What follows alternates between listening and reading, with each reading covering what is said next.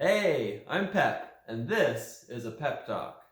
Now, it's getting kind of cold here in the east coast of Canada, and with being cold, it usually comes being a little bit lazier, which I'd love to use as an excuse for why it's been so long since I posted a video. I'd also love to use the excuse that a new game came out and I've played over 100 hours of it when I probably should have also been making videos. But at the end of the day, the real answer to why it's been so long is because I suck.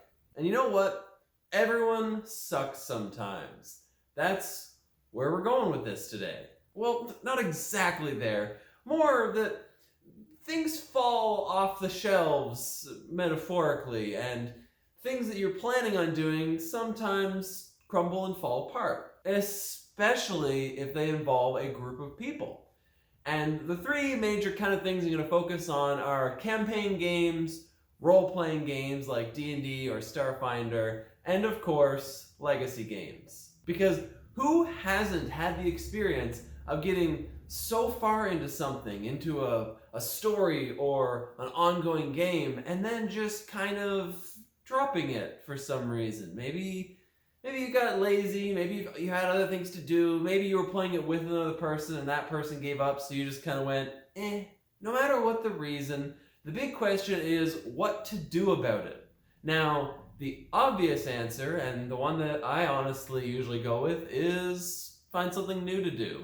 Okay, that's been my pep talk. No, but seriously, that usually is the easiest thing to do. But it doesn't really make sense to make a video about that. That's too easy. So instead, we're going to talk about some options for getting everything back together and some ways that you can maybe ease into them. Role-playing games can be some of the more difficult ones because you have characters that everyone's gotten comfortable playing as, and a background story and encounters. Who knows, you might be in the middle of what is essentially an encounter or a situation and have everyone come back to basically be entirely different people, which is often why people just quit and start a whole new campaign if you come to this kind of situation. But another solution would possibly be to do what we might call a recap episode, where you essentially roleplay out and actually maybe even do some mock combats and stuff like that of the situations that led up to that point. This gives everyone time to kind of get back into the swing of things without just jumping into the active story. Now, assuming that you're at a point where it's not critical, the world isn't going to end if you don't solve whatever the problem is in 2 days. If instead you're kind of in a little bit of a lull in the campaign anyway, an easy idea is just to do a time skip. A lot of shows pull this off quite easily, where you'll skip to a year or two ahead of time so you can show a bit more of an extreme character growth. And this is great when you have people who don't really know how to roleplay their character anymore. So it's easy. They come back, they gain a few levels, maybe a new class because they have some new interests, and suddenly everything's different, but you're still technically playing the same campaign. If you were hunting down a bad guy, maybe this 1 to 2 year time skip has given them plenty of time to prepare and get even stronger themselves. Maybe there's some time or dimensional shenanigans involved, and whenever you come back to find that the world is in some sort of apocalyptic state. You lost, but how can you turn it back around? I think there's probably a lot of ideas along that line that can get you back into the game. And like I said, giving up and just starting over is easy, but this might end up forming a pretty interesting story for your characters. Now, speaking of story, let's switch over to board games, because some board games do have campaigns, and perhaps even games like legacy games that are not only campaigns, but ones where the game and the way that it plays can change along the way. I have to admit, I've never actually finished a legacy game yet. Every one that I've played, we've stopped about halfway through.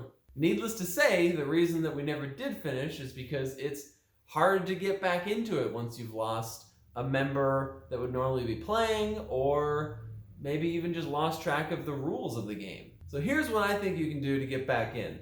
First off, if it's a campaign style game, kind of like I said with the role-playing game, play the last scenario again. Heck, maybe 2 to 3 scenarios back, just so you get yourself used to exactly what was going on again, relearn the rules if you need to, etc. In fact, maybe you're bringing a new player in to replace somebody that's gone missing. In which case, they'll need to learn the rules completely. So having them have a few scenarios to catch up and just get back into the swing of things would really help with that. Now, legacy games can be a little different because often the core mechanics or how the board looks might even change between games. So as much as this probably pains some people, I think what you need to do is play a game without applying any changes to it. Just kind of like to get everyone refreshed. That means you get no rewards at the end. That means anytime you would use a sticker or something like that, just put the card that the sticker is on the board or something like that to show that the sticker would go there.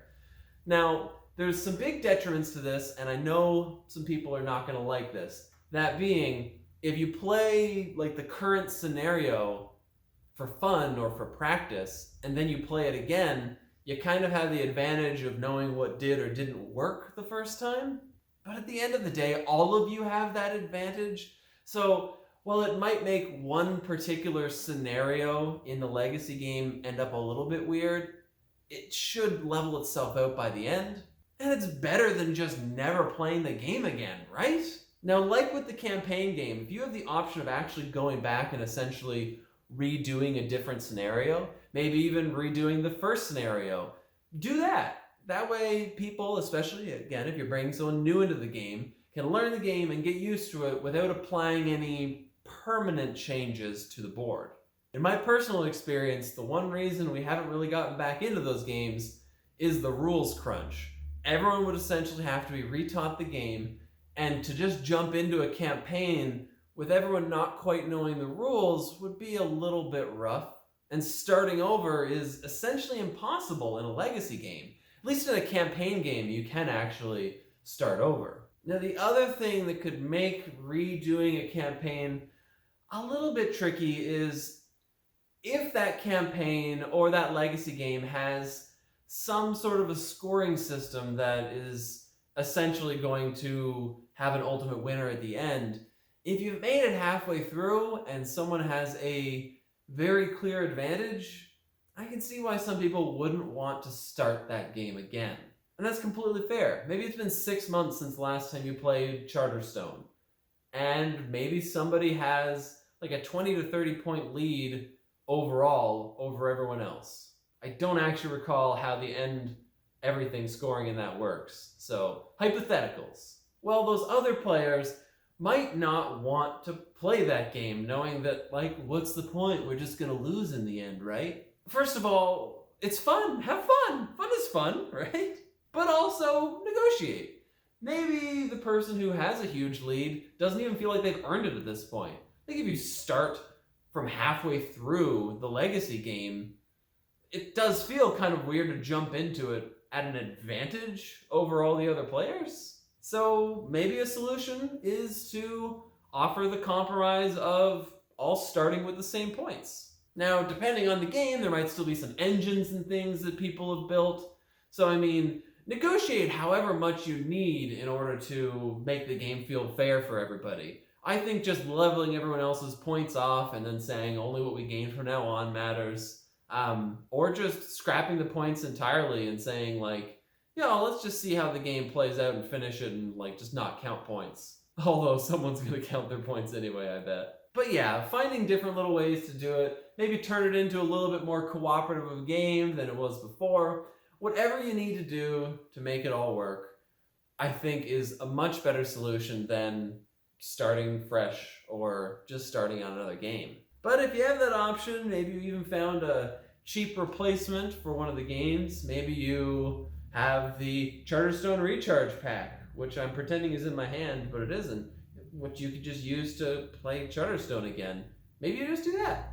And maybe you just specifically try to find people who can make a time commitment, Play 2 sessions a week for 2 months, and you just get everyone to agree to it, and boom, there you go. You've played through Charterstone.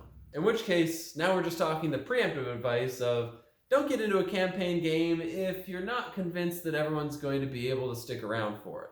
If you have a regular game night where membership isn't always the same, maybe don't try to have it during that game night. Try to have it at a separate time when just a select group of people can get together for it.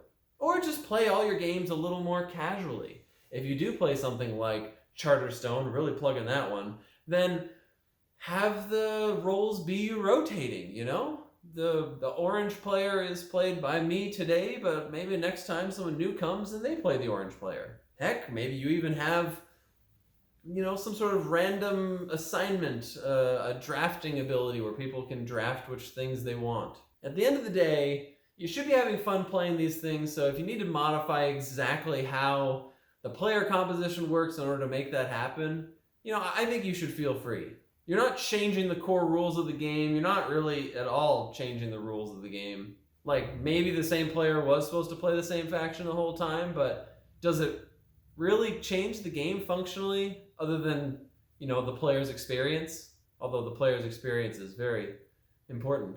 Moral of the story is, just because you've dropped something or gone away from something for quite a while, it's okay to just get back into it and find a way to refresh yourself on it and find a way to refresh everyone else. And this blanket is just not staying on, and it's cold. Which leads to the secondary topic of, if it's cold out, make sure to bring a blanket or something to game night. Jeez. Or just turn the heat on. Anyway, that's been my pep talk. If you have any questions or some suggestions of your own on how you can get back into these kind of games, leave them in the comments below and I'll take a look. But until next time, keep on gaming, even if you take 2-month breaks in between.